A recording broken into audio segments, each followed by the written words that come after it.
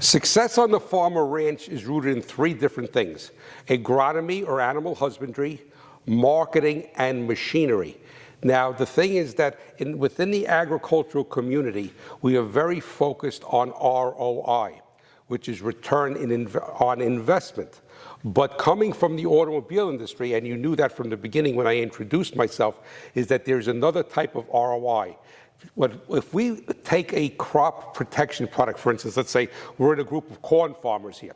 So if we put a fungicide application onto corn, just as it's going into tassel, we're expecting a return on investment. We're expecting to see, okay, it costs us arguably $5 an acre to put on the fungicide application. If I got that number wrong, if that's not the number today, well, forgive me, it's just for demonstration purposes.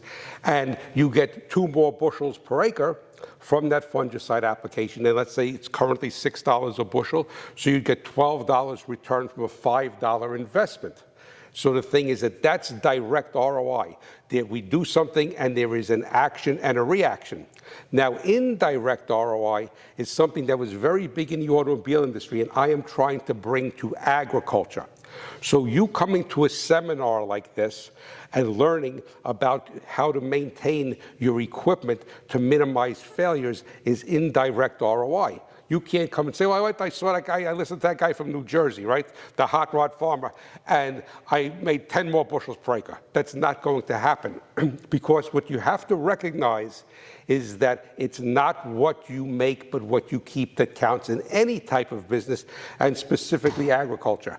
So many times we've seen a business in town, whether it be a restaurant, be a dealership, whatever it may be, and you say, geez, they're always busy, it's a good place, they're always busy, and then you come a couple of weeks later into town and that business is closed. You say, what happened? They did not pay attention to the indirect ROI. They were just looking at the ROI, using a food business as an example, saying, okay, we buy a pound of ground beef and we make so many hamburgers, this is our profit. But what I want to bring to you today is to recognize that there are 3 major areas that really impact the indirect ROI in your agricultural operation, and they are all in your farm shop.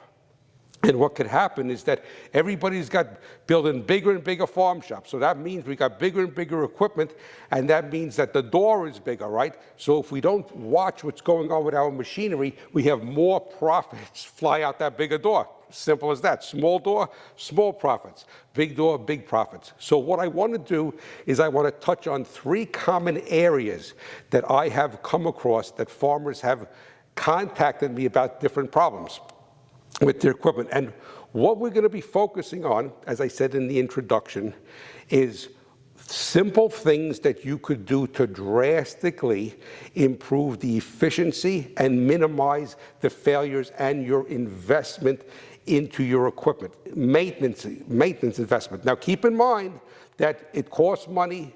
You have to spend money to make money. So this is not saying we're not doing maintenance, but I'm going to key off on 3 distinct areas today. And it's not going to be overly technical, and everybody here can apply this to their business. Whether you're in a cattle business, like I said, we have corn farmers here today, all right, it makes no difference. Because agriculture runs on machinery, but the profits, all right, are dependent upon the reliability of that equipment. So the 3 areas that we're going to discuss, and I'm going to bring to light. And don't worry, if you have questions, we're going to answer them. We're going to get to them. That's not an issue whatsoever. I'm not even going to say hold that question for now. Let me get through these 3 introductory topics, and we could go from there. And as I was saying, is that these are 3 real-life examples. These are not fabricated. Thank God they didn't happen to the same farmer. But it very well could have happened to the same farmer. So the first thing we're going to discuss is by not additizing your fuel, having your pickup truck, right, your farm truck, because the way I look at it is that even though it's not a piece of production equipment, it is a piece of production equipment, and if the farm is paying for that service or that repair, then that is indirect ROI or a lack of indirect ROI. So the first thing is going to be why you need to additize your diesel fuel. The second topic I'm going to discuss is the importance of doing fluid analysis on everything, on your, if you have a planter with hydraulics on it, your combine, anything that's on the farm that has a fluid, then we're going to discuss fluid analysis and the importance of it. And the third thing is the importance of checking ground circuits on farm equipment when it's doing something crazy. All right? It makes no sense what it's doing. The combine monitor is flashing. This is happening. You put the headlights on, this happens. All right, so the thing is that we're going to discuss those three areas, and they're all very, very simple. Even checking the ground circuit, which is going to be the last thing I'm going to go into detail, and we're going to have on the slides, on the PowerPoint, I'm going to have pictures that are going to support this and show this to you. So there's no worries. You don't have to be an engineer. You don't have to be anything. You just have to apply what I'm going to say to you. Now, the first thing is that I'm going to give you Farmer A. I'm not going to say his name, and I'm not going to say where he's from. And he did not, he said, he listens to me on the radio, right? Farm Machinery Digest Radio. He says, that hot rod farmer, I like that guy from New Jersey with that funny accent. He says, but he tells me I should advertise my fuel. It's a pain in the neck. I'm not going to advertise my fuel. Well, this gentleman now suffers 8 injectors failing on his V8 diesel pickup truck. All right, if you, whatever brand you want it to be, but we know it's not a Cummins, right, because it's not 6 cylinders. All right, so the thing is that eight injectors failed, cost him the better part of $8,000 to fix it. All right, that's case one we're going to discuss. Case two is that another person, they never do fluid analysis. Does anybody here do fluid analysis? Just raise your hand. Oh, I got a couple here that are doing fluid analysis. That is fantastic. But just like you would do a soil test and a tissue test and possibly a sap test on your plants, or if you're a dairyman, you're going to analyze your feed. All right. The thing is that we need to do fluid analysis on every fluid that is found on farm machinery. So that is engine oil, that is coolant, and hydraulic fluid, or any other fluid that you may have. Those are the 3 main fluids that you work with. All right.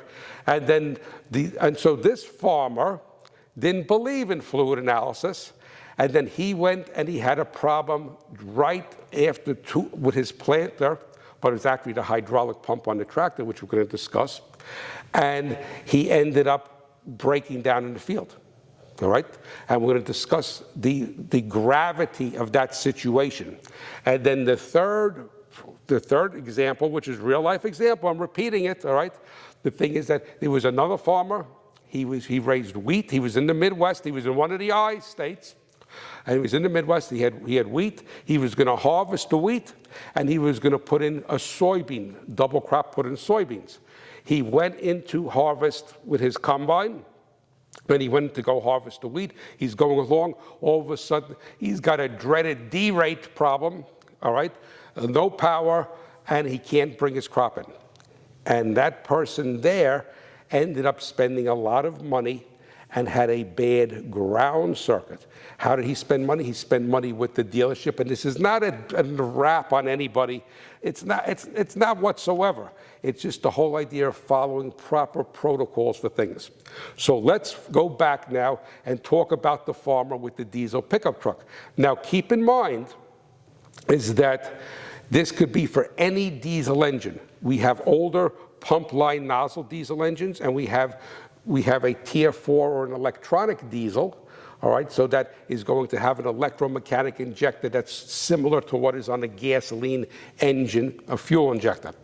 But what we need to understand is that, yes, I know diesel fuel is very expensive, and you may be buying it from somebody who tells you they have a premium diesel fuel, and that is fantastic.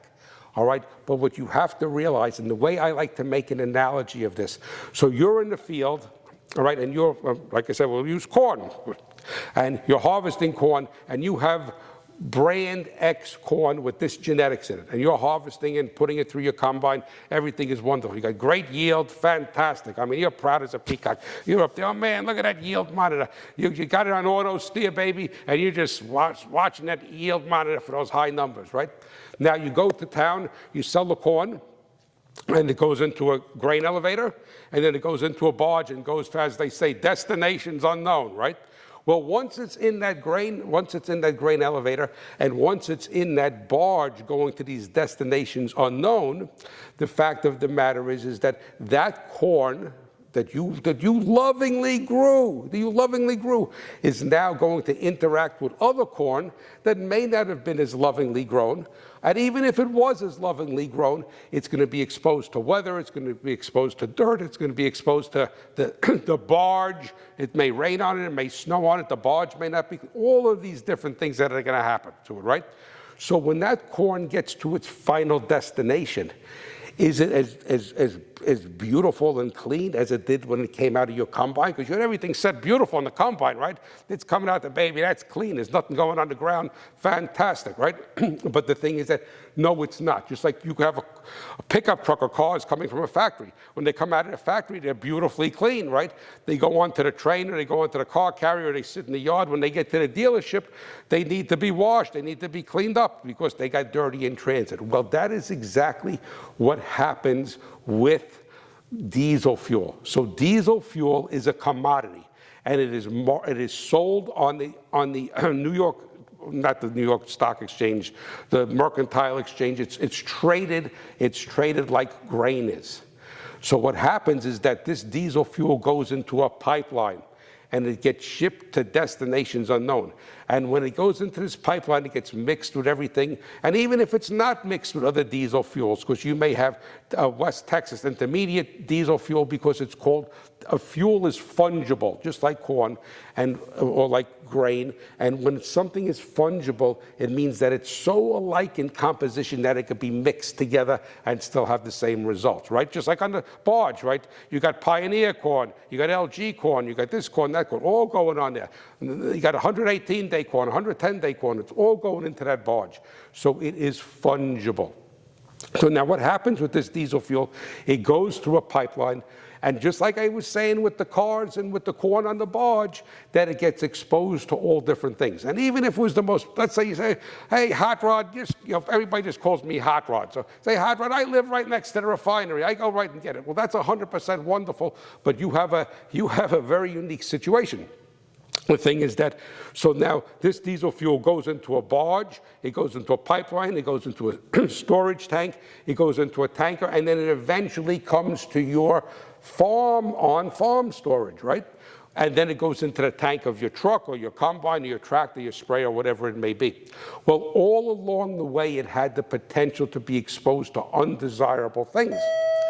Good afternoon, Bohacz. This is the first call for Leva.